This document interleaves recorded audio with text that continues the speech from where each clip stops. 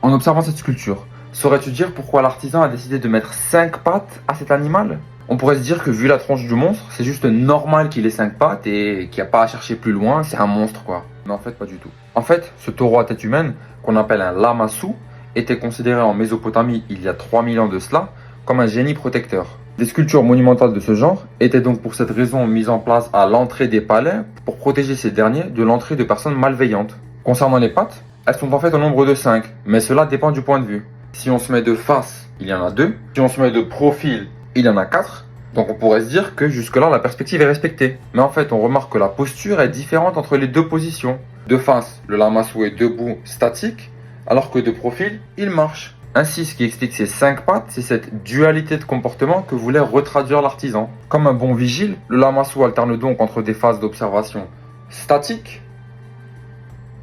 et des rondes.